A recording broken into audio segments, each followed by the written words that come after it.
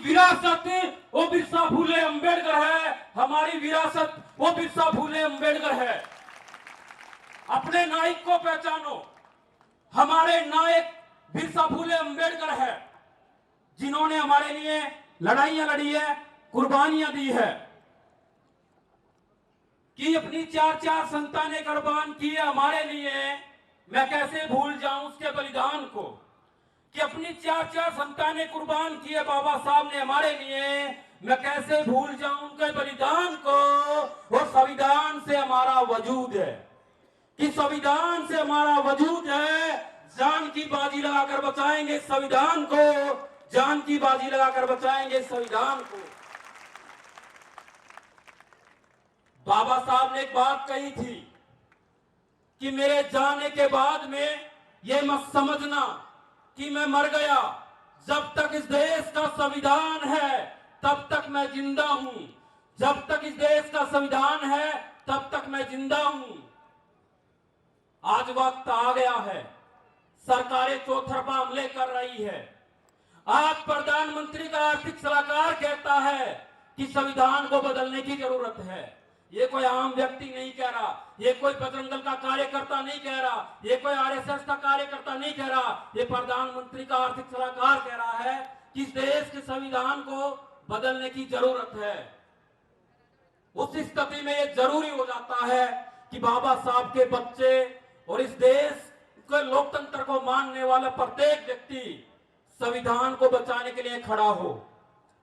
इस मुहिम को चंद्रशेखर आजाद ने शुरू किया है, जो भीम आर्मी चीफ है, आजाद समाज पार्टी के संस्थापक हैं। देखो, संविधान को क्यों बचाना चाहिए, उससे सीधी सी बात यह है कि आज का नहीं है ये सिलसिला, ये जुल्म सितम अत्याचार की कहानी मैंने अपने मन से नहीं बुनी है, कि हर एक घटना सच्ची है। ये जुल्म सितम अत्याचार की घटनाएं मैंने अपने मन से नहीं बुनी है। और ईश्वर अल्लाह ने तो हमारी चीखें भी नहीं सुनी, कि बाबा साहब ने अधिकार दिए हैं, वरना ईश्वर अल्लाह ने तो हमारी चीखें भी नहीं सुनी है। ईश्वर अल्लाह ने तो हमारी चीखें भी नहीं सुनी है। तो बाबा साहब ने ये अधिकार दिए हैं, ईश्वर अल्लाह ने तो हमारी चीखें भी नहीं सुनी है। बाबा साहब ने अपनी चार संतानों को कुर्बान किया है, और इस देश का जो शोषित पीड़ित था उसको अधिकार दिया है।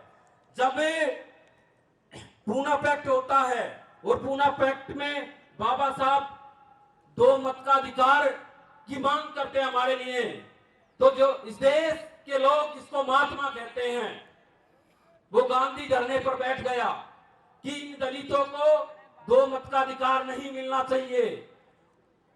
आप एक बात बताओ, वो लोग कैसे अहिंसावादी हो सकता है जिसने ये धमकी दी, अगर इनको अधिकार मिला तो मैं आत्महत्या कर लूंगा। बताओ, आत्महत्या के नाम पर किसी को प्रेशराइज करना, क्या ये उग्रवाद नहीं है? क्या ये उग्रवाद नहीं है? तो बाबा साहब ने पूना पैक्ट में मजबूर होते हुए उस बिल पर साइन किए।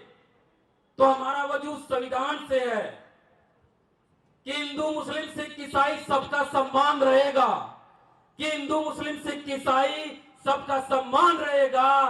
पर ध्यान रहे, भारत है, यह सबसे ऊपर संविधान रहेगा, यह सबसे ऊपर संविधान रहेगा। जो लोग कहते हैं कि धर्म के आधार पर राष्ट्र चलना चाहिए, उनका मुंह तोड़ जवाब है कि यह सबसे ऊपर संविधान रहेगा।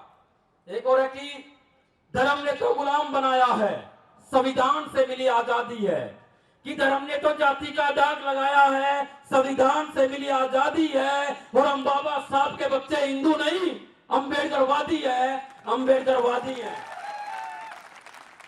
तो बाबा साहब अपनी किताब दी एनालिसिस ऑफ कास्ट में साफ लिखते हैं कि आज के जो अछूत हैं उनके पूर्वज बौद्ध थे, उन्होंने इस देश पर राज किया है।